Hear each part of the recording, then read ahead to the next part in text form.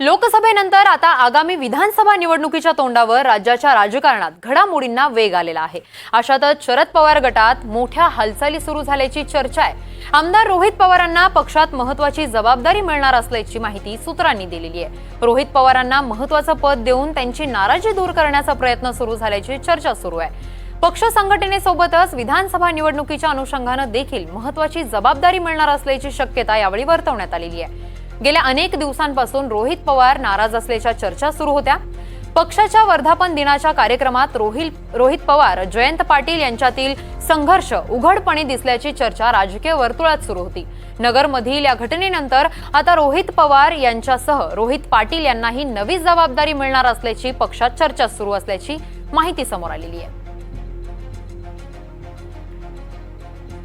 तर या संदर्भात अधिकची माहिती देण्यासाठी आमचे प्रतिनिधी अभिषेक मुठाळ आपल्यासोबत जोडल्या गेलेले आहेत।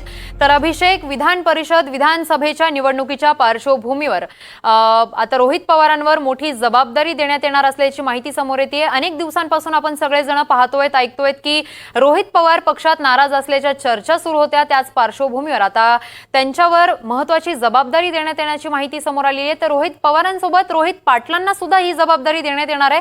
काय अधिकची माहिती आहे, कशा प्रकारची ही जबाबदारी देण्यात येणार आहे?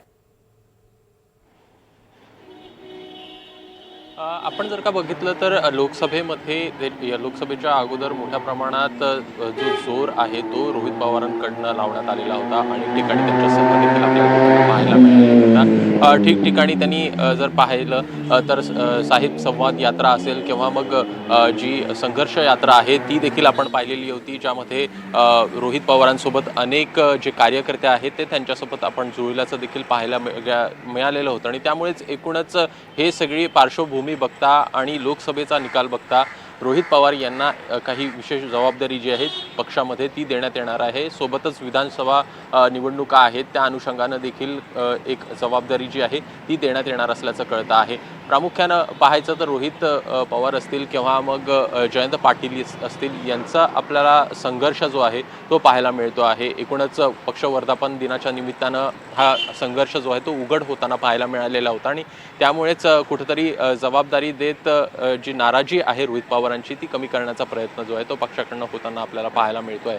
सोबतच रोहित पाटील यांना कुठेतरी जबाबदारी मिळावी यासाठी रोहित पवार हे प्रयत्नरत होते आणि अशाच प्रकारे त्यांना देखील काही विशेष जबाबदारी जी आहे ती मिळणार असल्याचं कळतं आणि त्यामुळे एकूणच दोघांवर कोणती महत्त्वाची जबाबदारी पडते हे बघणं महत्त्वाचं असणार आहे। येत्या विधानसभा निवडणुकीच्या दृष्टीनं पक्षासाठी आणि एकूणच पवार कुटुंबियासाठी देखील ही एक वेगवेगळी बाब म्हणावं लागेल। अगदीच अभिषेक, धन्यवाद तुम्ही दिलेल्या सविस्तर माहितीसाठी।